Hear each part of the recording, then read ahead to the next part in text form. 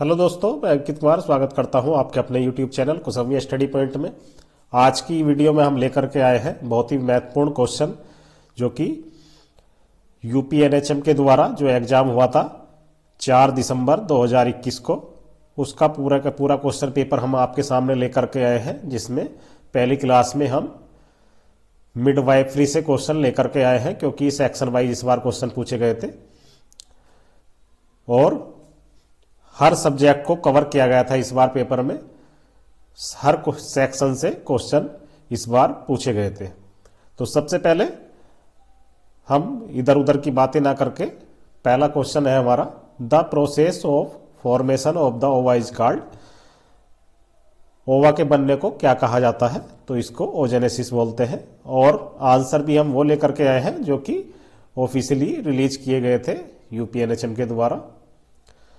तो formation of ओवा is called oogenesis. ओवा के बनने को या फिर फॉर्मेशन की जो प्रोसेस होती है उसको ओजेनेसिस कहा जाता है। और इसी में दूसरा पहला हमारा ऑप्शन है स्पर्मेटोजेनेसिस। तो स्पर्मेटोजेनेसिस में बता दूं क्या होता है, the origin and development of the sperm cells. Sperm cells के बनने और उनके डेवलप होने को हम स्पर्मेटोजेनेसिस बोलते हैं। एजेनेसिस क्या होता है? Agenesis in human physiology failure of all और part of an organ to develop during embryonic growth. Embryonic growth में जब कोई बॉडी का पार्ट बनने से रह जाता है, ऐसा बोल सकते हैं, या फिर पूरी तरह नहीं बन पाता है, उसको एजेनेसिस बोलते हैं। यहाँ आपको ये स्क्रीन पर आपको दिखाई दे रहा होगा, एक किडनी तो आपको क्लियरली शो हो रही होगी, दूसरी नहीं दिखाई दे रही। इसका मतलब ये कि एक किडनी पूरी तरह से नहीं बन पाई है, तो इसको एजेनेसिस बोलते हैं। अगले क्वेश्चन की बात की जाए, फाइट और flight reaction occur due to. Fight और फ्लाइट का जो रिएक्शन है वो किसके कारण देखने को मिलता है? तो ये मिलता है एड्रिनल मेडुला के कारण।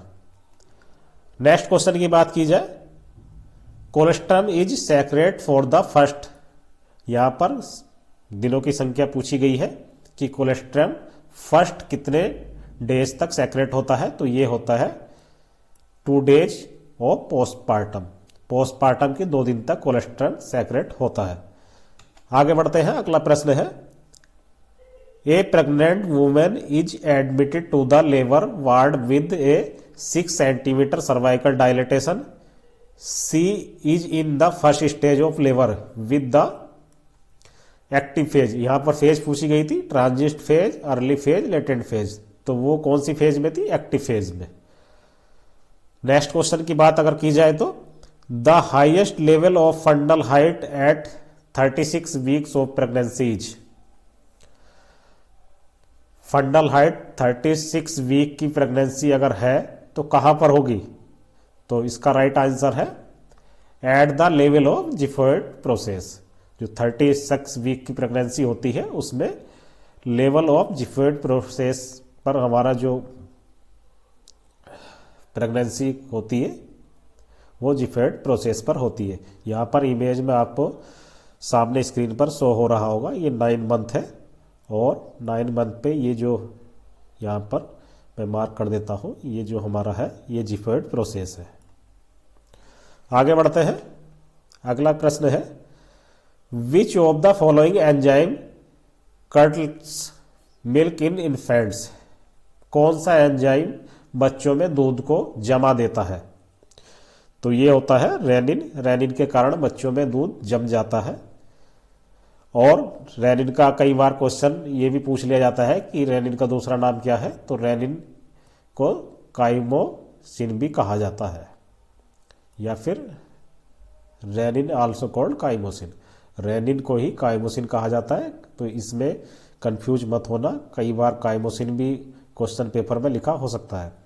आगे बढ़ते हैं, नेक्स्ट क्वेश्चन है, in utero the embryonic ectodermal layer forms. Embryonic ectodermal layer जो बनी होती है वो इसमें पूछा गया है किसकी बनी होती है? The central nervous system. Embryonic ectodermal layer जो बनी होती है वो सेंट्रल नर्वस सिस्टम की बनी होती है। आगे बढ़ते हैं, नेक्स्ट क्वेश्चन है, the development of RBC known as, RBC का जो डेवलपमेंट होता है उसको क्या बोलते हैं, तो ये होता है इरेथ्रोपायोसिस। और ल्यूकोपायोसिस किसको बोलते हैं, फॉर्मेशन ऑफ डब्ल्यूबीसी को ल्यूकोपायोसिस बोलते हैं। और पॉलीसिथीमिया की अगर बात करें तो an abnormally increase concentration of haemoglobin in the blood, abnormally जब हीमोग्लोबिन का कंसंट्रेशन ब्लड में हो जाता है तो